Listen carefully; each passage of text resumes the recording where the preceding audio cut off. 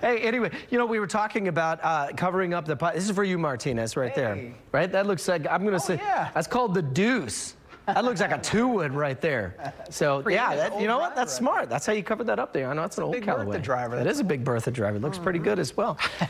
So anyway, no golfing over the next couple of days because it is just going to be nasty out there. I mentioned this earlier. It bears repeating. 43, 43, 46. Those numbers are not going to be repeated for about, let's say, 72 hours, about 3 days, probably 4 almost next Thursday. Is when we'll finally start to see highs back up into the 40s. Right now, not too bad, though. A couple of trouble spots out there. We're going to be watching out towards Columbus, Sealy County, for example, Brenham up to Bryan College Station. Temperatures there just sitting below freezing. Everybody else is okay for now. But notice as you get off to the west there, we've got a little bit of sleet that's starting to hit the ground. Some of the brighter color of purple there, that's where it's probably making it to the ground. The rest of it is all just kind of up in the atmosphere there. Either way, though, that's our first of 2 disturbances. This first one will swing on through here tonight. Could bring a little bit of glaze out towards the north and western counties. So if you're out that way, just be careful. Again, 10 o'clock time. If you're going to settle in. Don't worry about getting out tomorrow.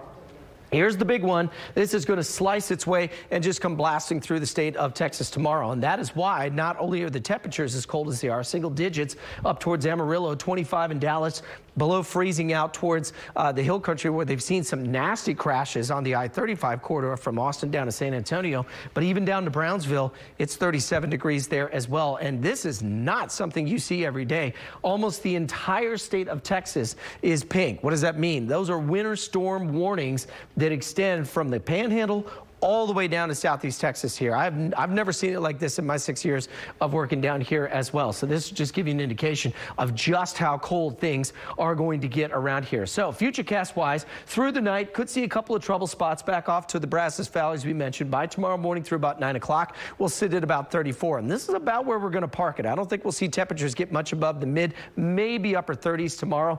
And that's about it. But this is your dry time to finish your preps for your 4 Ps, the pets, the plants, the house, the people, and of course anything else, the pipes as well. So make sure you've got that set. Now let's take the Futurecast and let's roll it through the next 36 hours. So as we get to about 5 o'clock, you notice we're starting to get some accumulation of some sleet. And what's interesting is the new model information that's come in has actually pushed the sleet out quicker, and it's pulling in the snow a little faster as we get to about 7 o'clock. So what does that mean? Well, that may mean that the ice potential may back off a bit, but there could be more accumulating snow on top of whatever little ice we have out there. Either way, it's going to remain frozen through much of the day on Monday. And so even as this scoots out of here by 12 o'clock, the road crews will get a chance to get out and take care of the roads. You don't need to be out in this because it is likely going to be in the low 20s in terms of the actual temperature. Ice accumulations on our Futurecast starting to fill up a little more south of Houston versus right across Harris County. Still, though,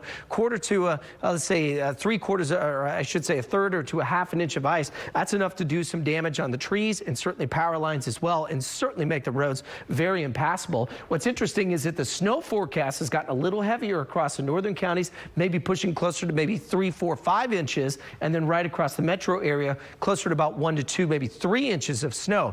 That coupled with this is what the Futurecast temperatures are for Tuesday morning, single digits and even into the teens and low 20s as you get to the coast. And you say, okay, well, we'll just warm up with some sunshine in the afternoon.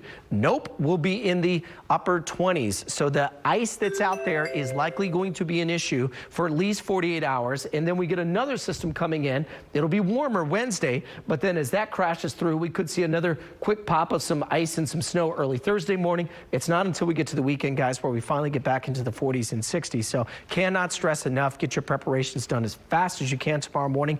And then, Sienna, as you like to say, hunker down. Ah, yes. 2 favorite words. That's right. Vanessa and